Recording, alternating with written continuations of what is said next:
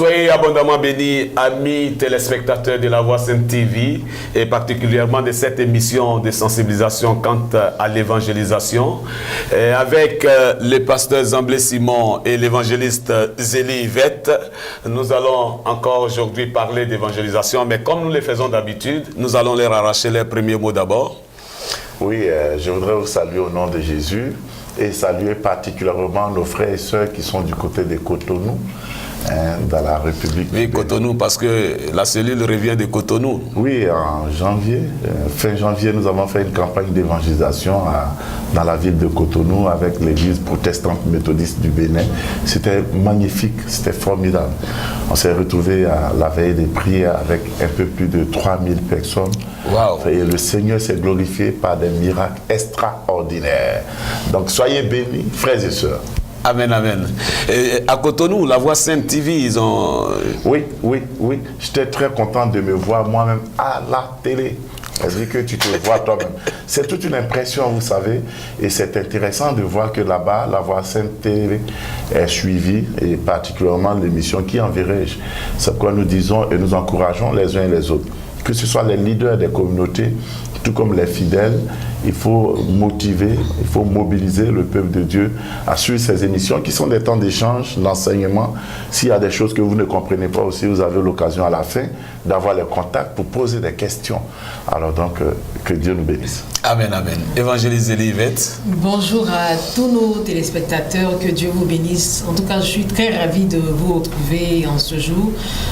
Ma prière, c'est que vous restez connectés, vous restez attachés à cette émission, parce qu'on est ensemble, comme on a l'habitude de le dire. Que Dieu vous bénisse. Amen, amen, amen. Alors, pasteur Zamblé Simon, président de la cellule d'évangélisation classique de l'Église méthodiste unie Côte d'Ivoire, organe chargé de tout ce qui est évangélisation au sein de cette grande famille chrétienne. Qu'avons-nous pour le peuple de Dieu aujourd'hui? Aujourd'hui, on va aborder un sujet très intéressant, toujours en rapport avec l'évangélisation. L'évangélisation au village. Pourquoi au village? Parce qu'on aura le temps d'expliquer le pourquoi. Mais nous savons qu'en matière d'évangélisation, on peut faire cette activité spirituelle-là dans différents domaines géographiques. Et parmi ces domaines-là, on peut le faire au village. Et il est même d'ailleurs quelquefois fondamental de le faire au village. Parce que pour beaucoup d'entre nous, les racines de nos difficultés viennent de nos villages. Pour ce faire, je voudrais vous inviter à prendre vos Bibles avec moi dans l'évangile de Marc au chapitre 1.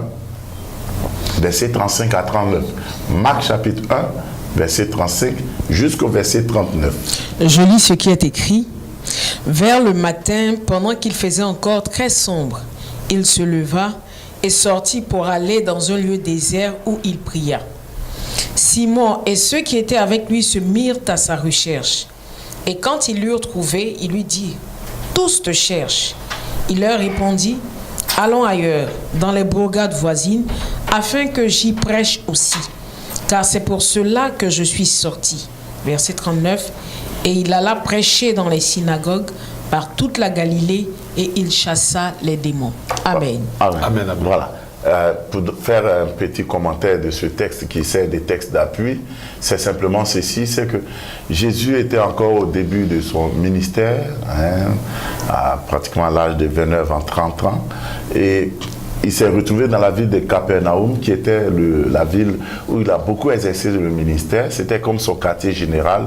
Et il a passé toute une nuit en train de chasser les démons, enseigner la parole de Dieu, expliquer les choses divines à toute la population qui était là, dans cette ville, jusqu'au petit matin. Autour de 4 heures du matin, à l'aube, il a trouvé bon de se retirer, aller prier Dieu son Père. Et quand il revenait de la prière, c'est alors que les apôtres qui, entre-temps, sont allés dormir, sont venus le retrouver pour dire, mais Seigneur, tout le monde te cherche, tu étais où là? Et au Seigneur de leur répondre que allons dans les bourgades voisines. Une bourgade, c'est un campement. Comme on dit chez les Africains, c'est un campement. Donc allons dans les villages environnants. Parce que c'est pour ça aussi que je suis venu en mission sur la terre. Alors donc Jésus n'a pas seulement exercé son ministère dans les grandes villes d'Israël, telles que Jérusalem, Capernaum ou d'autres villes encore. Mais Jésus a souvent été dans des villages, même jusque dans des campements. Donc cela nous montre déjà tout l'intérêt qu'il y a à aller partout dans le monde entier, y compris les villages et les campements, pour faire des campagnes d'évangélisation. Vous savez, souvent quand nous recevons dans nos contrées africaines des grands serviteurs de Dieu, les grandes campagnes qu'ils font, c'est limite simplement dans les grandes villes, et en l'occurrence dans la capitale. La capitale, en Côte d'Ivoire, c'est souvent à Abidjan, au Ghana, c'est à Accra, au Bénin, c'est à Cotonou. Ce sont les grandes villes. Et quelquefois, les gens oublient les villages et autres là. Et nous disons que quoi? On ne peut pas seulement prêcher l'évangile dans les villes et puis s'attendre à ce que toute la nation soit transformée. Mais il faut que Dieu puisse trouver des personnes qu'il va envoyer dans les villages, dans les campements, au nord, au sud, à l'ouest, à l'est, au centre, partout dans les nations. Dans votre pays, il y a des villages. Oui. Même s'il y a des villages qui sont maintenant intégrés à des villes, il y a des villages qui existent encore, des vrais villages, où il n'y a pas l'évangile, où il n'y a pas quelquefois même d'église. Et ces villages-là, ce sont des êtres humains qui sont là-bas. Christ a aussi besoin de transformer ces êtres humains-là. Pasteur, pourquoi cette propension qu'ont souvent les serviteurs de Dieu à préférer les grandes villes au lieu peut-être des bourgades? Il y a beaucoup de choses en la matière. Hein. Ce qui fait que la situation est ainsi, c'est d'abord que, dans les villes, il y a beaucoup plus de personnes. Et puis deuxièmement, dans les villes, il y a les moyens qu'il faut, les moyens, le matériel, la logistique, et puis quelquefois le financement qu'il faut. Et puis il y a des moments où les gens oublient que toute âme est importante aux yeux de Dieu. Que ce soit l'âme d'un villageois, ce n'est pas une injure. Le villageois, c'est celui qui habite le village. Il ne faut pas prendre ça d'un autre côté. Alors donc, que ce soit l'âme de quelqu'un qui soit dans un village ou l'âme de quelqu'un qui soit dans une ville, elle a du prix aux yeux du Seigneur. Et de façon un peu naturelle, les gens ont tendance à rester dans la ville. Bon, il y en a aussi, il faut le reconnaître, à cause des dîmes, parce qu'ils supposent que... oui, parce qu'au départ, quand nous nous évangélisions dans les villages, nous avons commencé dans les villages. Il y en a qui nous disaient, quelle dîme vous allez avoir dans les villages? On n'évangélise pas pour les dîmes. Faites l'œuvre du Seigneur, le Seigneur prendra soin de vous. On n'évangélise pas pour de l'argent. On n'évangélise pas pour être une star. On n'évangélise pas pour avoir un nom. On évangélise parce qu'on aime le Seigneur et il nous a donné un ordre. Quand tu aimes quelqu'un, tu es content de faire ce qu'il te demande de faire. Et c'est d'abord ça. Quand les serviteurs de Dieu, par exemple, qui se tournent vers les villages, remarquent que ceux de la ville sont bien nantis et que les choses, on va dire comme ça, vont pour le mieux, ils sont aussi tentés d'abandonner un temps soit peu les villages pour venir en ville. Il ne faut pas bien. Ils ne comprennent pas bien la parole de Dieu. Il y a des gens, Dieu les appelle à rester au village. C'est depuis le village que leur ministère va se développer et que même des gens vont quitter le monde entier pour venir. Souvenez-vous de l'exemple de Jean-Baptiste. C'est vrai, lui n'était pas au village, mais lui il était dans un endroit piqué village. Il était dans le désert. Il était derrière le Jourdain. Mais les gens venaient de partout, y compris les gens venaient de la capitale, de Jérusalem, pour venir écouter l'évangile. Si tu es dans un village ou dans un campement, il suffit que tu sois en connexion avec le Seigneur, que tu aies vraiment l'onction qu'il convient, ton village va devenir même une ville. Alors donc c'est une mauvaise façon d'interpréter les choses. Et regardez par exemple, ça fait pitié. Des gens qui étaient comme des stars dans leur village, qui avaient de la valeur, de l'importance, ils sont venus à Cocody. À peine même on sait même s'ils existent. Ils sont devenus des titrologues. Il faut préciser que Cocody Cocody, c'est l'un des grands quartiers d'Abidjan. Ils passent maintenant tout leur temps à regarder la une des journaux. Oh, Dieu les a appelés à évangéliser. Ils seraient restés dans leur village. Ils seraient aujourd'hui des gens importants. Retournez au village, vous là. Il n'est pas encore tard. Oui. Retournez. Parce que si tu n'es pas là où Dieu te place, tu vas rater beaucoup de grâces. Tu seras béni. Tout à fait. Alors, mais tu ne seras pas béni à la hauteur à laquelle Dieu voudrait. Donc, il faut faire attention à ça. Mais ce qu'on est en train de dire, quand on parle d'évangélisation au village, il ne s'agit pas seulement de ceux qui sont dans les villages. On parle de vous qui êtes en ville, comme nous. Et comment est-ce qu'on travaille en ville? Mais il faut planifier aussi dans l'année des campagnes d'évangélisation dans les villages. Aujourd'hui, on a des gros villages, des villages où on trouve 5000 personnes. Ce sont quand même des villages. On a aussi des petits villages où il y a peut-être 3 ou 4 cases. Mais ce sont des êtres humains pour lesquels Jésus est mort aussi. Jésus est mort pour le monde entier. La Bible dit dans Jean chapitre 3, le verset 16, que Dieu a tellement aimé le monde qu'il a donné son Fils unique, afin que quiconque croit en lui ne périsse pas, mais qu'il ait la vie éternelle. Donc Dieu a aimé le monde. C'est-à-dire Jésus, il est venu mourir pour tout être humain, que tu sois au village ou en ville. Alors donc, nous, en tant qu'enfants de Dieu, c'est notre responsabilité maintenant d'aller porter cette bonne nouvelle aux gens. Et parce que dans nos villages, on sait la réalité spirituelle qui est là-bas.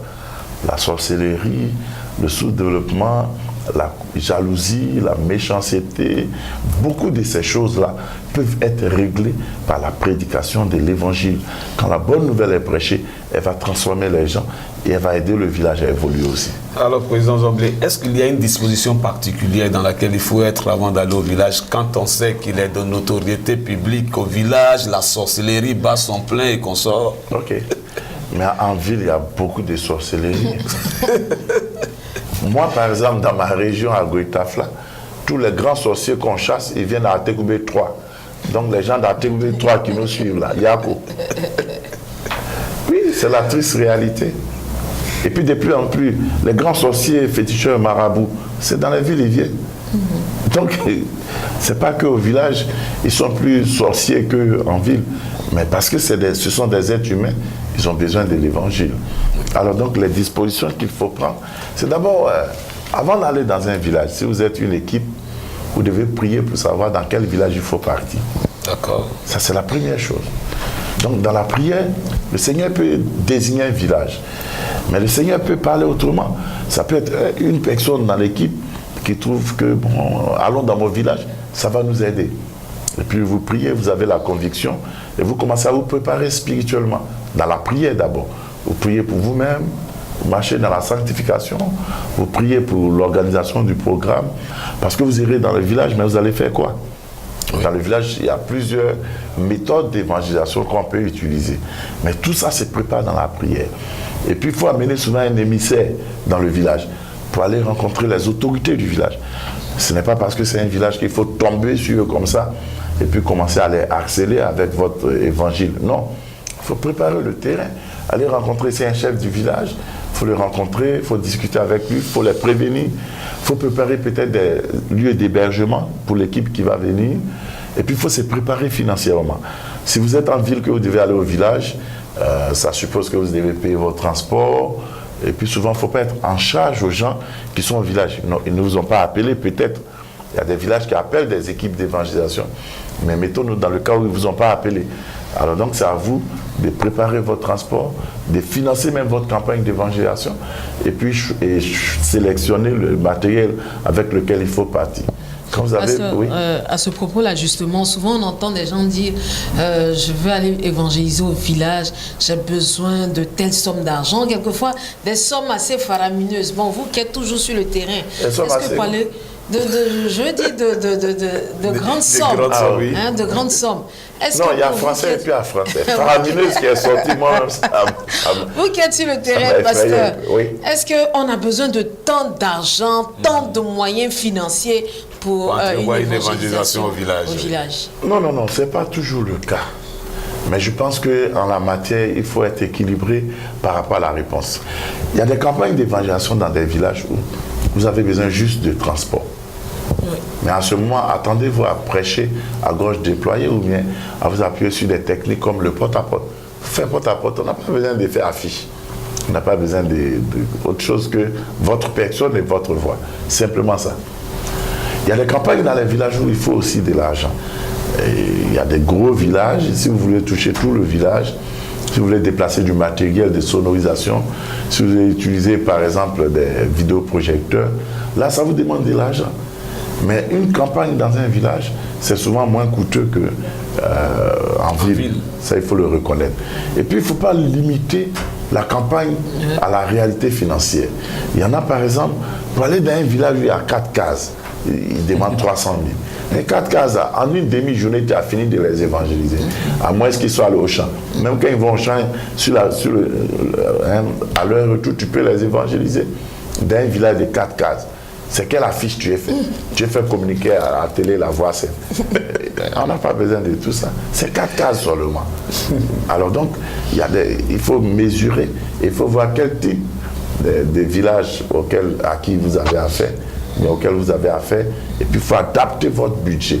Maintenant, si c'est une injonction du Seigneur, si c'est un ordre du Seigneur, si la chose est pressante, même si vous n'avez pas assez d'argent, ayez le transport, allez et puis vous partez. Il y a des moments aussi où vous pouvez marcher. si ce n'est pas trop loin. Vous pouvez marcher, ça c'est fait.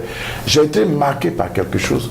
On a été fait une campagne d'évangélisation dans la région d'Alépé, dans un village qui s'appelle Aloso Komoé. C'est au fin fond d'Alépé, où à peine il y a la route même pour y arriver. Et c'était le jour du marché. Quand j'ai été au marché, j'ai vu un monsieur qui vendait et il avait son livre religieux avec lui. Ça m'a touché. J'ai vu rarement les chrétiens faire ça. C'est-à-dire que le monsieur, il est commerçant, oui. Mais en même temps qu'il fait son commerce, il profite pour prêcher sa religion ou son prophète. Mais les chrétiens ne pensent pas à ça. Et ils vont partir peut-être vendre des aubergines et puis ils reviennent. Ça, j'ai dit cette anecdote pour dire qu'aucun village n'est loin. Tout dépend de la détermination et puis de la foi que vous avez en Dieu. Nous sommes allés dans certains villages où on n'avait que le transport à aller. Oui. On a été aussi obligé de prendre quelque part, faire des crédits pour aller au village. Il y en a qui disent, est-ce que dans l'œuvre de Dieu, on prend crédit pour aller? Et lisez bien votre Bible. L'un des plus grands miracles de la Bible, en dehors de celui de la résurrection, c'est le miracle de multiplication des pains. C'est le seul miracle qui est raconté par les 4 évangiles en même temps. Sinon, tous les autres miracles, vous allez les trouver dans 2 ou 3 évangiles. Mais ce miracle-là, le pain qui a été donné à Jésus, oui. Ce n'était pas pour les disciples. Tout à fait. Ils ont emprunté à un enfant. Oui. Donc, on peut emprunter pour faire l'œuvre de Dieu. Quand tu vois l'urgence de la chose. Alors donc, même c'est là-bas qu'on doit emprunter, au lieu d'emprunter pour aller faire funérailles de ton oncle qui est sorcier, qui t'a fatigué. Oui, les gens rient, mais c'est des choses importantes. Alors donc, tu peux emprunter pour aller au village, pour évangéliser là-bas. Oui. Et quand vous arrivez, que vous êtes prêts, dans les préparatifs, il faut mettre en prière le choix d'un interprète. Parce que vous venez d'Abidjan. Si tu sais parler français comme l'évangéliste Yvette, quand tu as fini de prêcher, les gens ne vont rien comprendre. À moins qu'il soit d'un haut niveau intellectuel.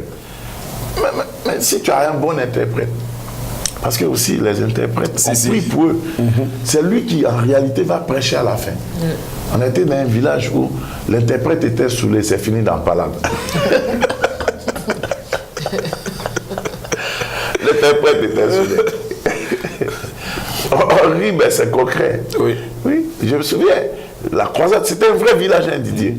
Il n'y a pas d'électricité, il n'y avait rien. Il y avait une lampe, et puis en pleine croisade, la lampe s'est éteinte. Et puis l'interprète a insulté le gars de la lampe.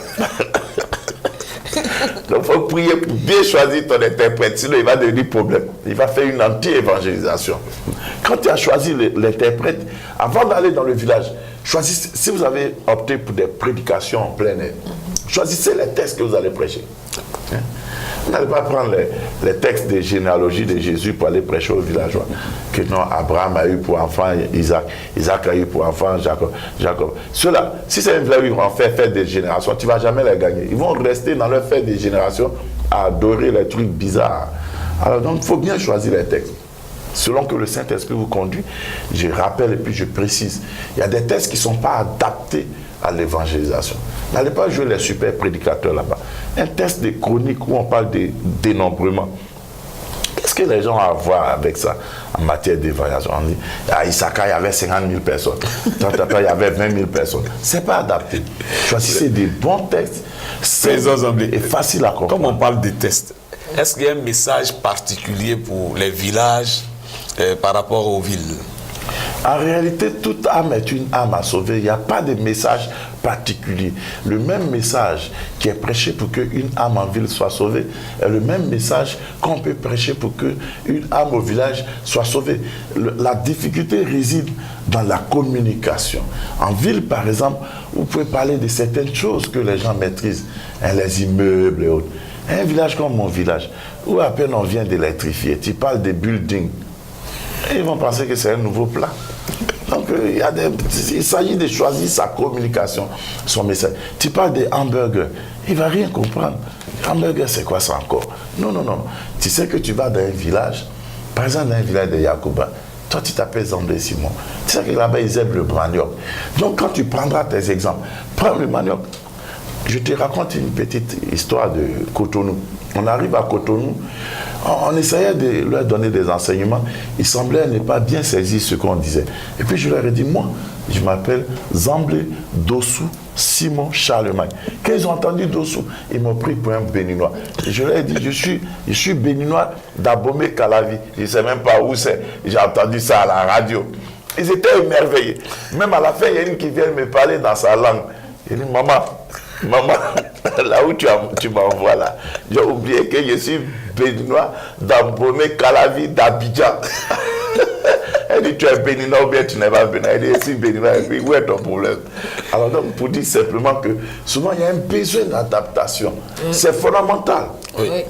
Si vous partez avec un esprit de supériorité, vous n'allez gagner personne. Oui. Il y a des villages comme les villages des Abourés, ils vont au campement 6 mois.